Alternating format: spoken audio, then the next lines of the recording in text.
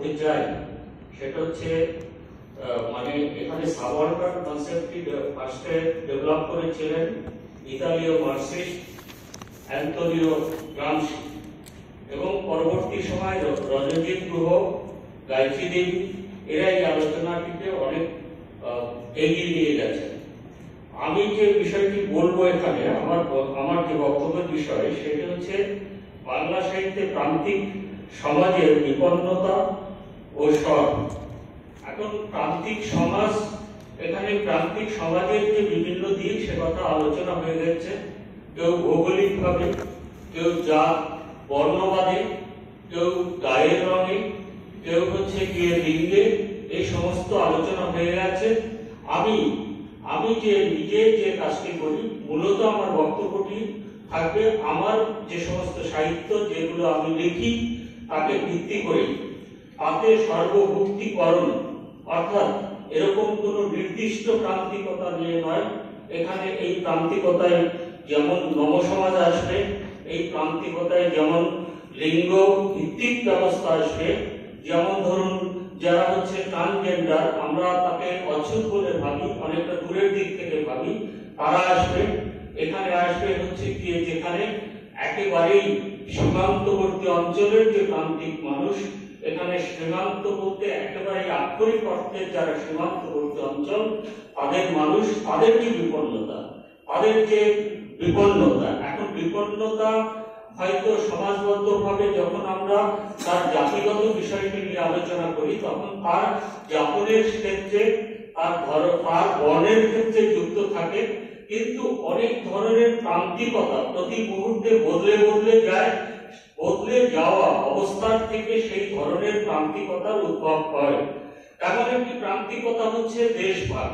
আপনারা জানেন যে দেশভাগ হয়েছিল কতগুলো কিছু লোক, তারা নিজেরা বসে ঠিক করলো যে মানে সোজাসুজি বললে হচ্ছে গান্ধী, নেহেরু এবং জিন্না বসে ঠিক করলো তুমি ভাই মুসলিমের অংশ আছো, তুমি ভাই হিন্দুর অংশ আছে। তাতে তারা ঠিক করলো যে এইভাবে দেশটি ভাগ হবে। ভাগ হওয়ার পরে একটি র্যাডিক্যাল লাইন, একটি অবাস্তব লাইন, যে অবাস্তব লাইনটি মাত্র 7 সপ্তাহ ক্ষেত্রে যে ভদ্রলোক সিরিল র্যাডক্লিফ ভারতে পাঠানো হলো লাইনটি তৈরি করে, বাউন্ডারি কমিশন যেটা তৈরি করা হয়েছিল, সেই বাউন্ডারি কমিশনের যে করা হলো তাতে দুটো পার্ট ছিল, একটা ওয়েস্টার্ন পার্ট আর একটা ইস্টার্ন পার্ট। এখন র্যাডক্লিফ কখনোই ইস্টার্ন পার্টের যে হিয়ারিং সেই পর্বে ছিল না। র্যাডক্লিফ ছিলেন পশ্চিম পাকিস্তানের যে অংশ সেই অংশের ছিলেন, আর পূর্ব পাকিস্তানে যারা ছিল তারা আইদার কংগ্রেসের লোক অথবা মুসলিম লীগের লোক, তাদের মধ্যে অন্তর্দ্বন্দ্ব ছিল। এবং র্যাডক্লিফ এসে দেখলেন যা শুনানির ভিত্তিতে হয়েছে সেইভাবে করলে কোনো ধরনের সমাধান হবে না। তিনি ফ্যানের নিচে বসে ঠান্ডা ঘরে বসে একটা ম্যাপের উপর দিয়ে দাগ টেনে দিয়ে চলে গেলেন। দেশ ভাগ হয়ে গেল, যার ভৌগোলিক বাস্তবতা নেই, যার ধর্মীয় বাস্তবতা নেই, যার কোনো ধরনের প্রেক্ষাপট জানা নেই, কারণ এই ভদ্রলোক আগে কখনো এদেশে ভ্রমণ করেনি, এদেশে আসেনি। তাহলে সেই লাইনটি যে একটা বিপন্ন মানুষের, অসহায় মানুষের চিরকালীন একটা বিপন্নতা হয়ে দাঁড়াবে সেটা তখন বুঝতে পারেনি। এবার যখনই একটি সীমান্ত রেখা হলো, সেই সীমান্ত রেখা আমরা জিরো লাইন বলি। আজকে যদি আমরা এখানে প্রশ্ন করি যে মানে সীমান্ত রেখা বা মানে বলতে কি বোঝায়, বর্ডার বলতে কি বোঝায়, অধিকাংশ ভাববে হয়তো যে কাটা তারের বেড়া। আসলে তো তা নয়, সীমান্ত রেখা হচ্ছে র্যাডক্লিফ লাইন। এবং দেখুন এই ঘটনাটা কি ধারাবাহিকভাবে বদলে যেতে থাকে। 1986 সালে সিদ্ধান্ত হলো যে অনুপ্রবেশ, গরু পাচার ইত্যাদি বন্ধ করতে একটি কাঁটাতারের বেড়া দেওয়া হবে। কি বেড়া দেওয়া হবে? ইন্টারন্যাশনাল আইন অনুসারে বেড়া দিতে হবে জিরো লাইন থেকে 150 গজ ছেড়ে। এখন আমাদের যে র্যাডক্লিফ লাইন, সেই র্যাডক্লিফ লাইন হচ্ছে সর্পিল, তার নির্দিষ্ট কোনো সরল রেখা নেই, সে সাপের মতো রেখে বেঁকে গেছে।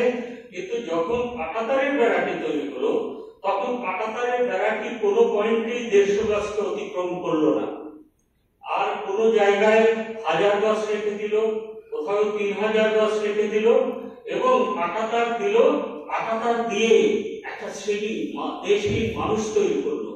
তারা হচ্ছে যারা সীমান্তবর্তী অঞ্চলে নোম্যান্স ল্যান্ডে বাস করত, তারা 150 গজের মধ্যেও নয়, কোথাও কোথাও 1500 গজের মধ্যে আছে, 3000 গজের মধ্যে আছে। সেই মানুষগুলো কাঁটাতারের মতো বন্দী হয়ে গেল। সেই মানুষের আসলে প্রান্তিকের বিপন্নতা, প্রান্তিকের মানে যে হচ্ছে প্রতিনিয়ত তার ভাবনাকে অস্থির করে তোলে, দেশ প্রশ্ন। এখানে তারা দেশের বাইরে চলে গেল এক ধরনের, কারণ কাঁটাতারের বাইরে সকাল যখন 6টায় গেট খোলে, আবার হচ্ছে সন্ধ্যা 6টায় গেট বন্ধ হয়ে যায়। এবার তার উপর সেই যে স্ট্রিপ অফ ল্যান্ড, আপনারা জানেন যে ভারত এবং বাংলাদেশের মধ্যে যে সীমারেখা আছে সেটা প্রায় 4200 কিলোমিটার এবং সেই 4100 কিলোমিটার, তার মধ্যে পশ্চিমবঙ্গেরই আছে মানে 2200, 16, 17 কিলোমিটার। এই যে বিশাল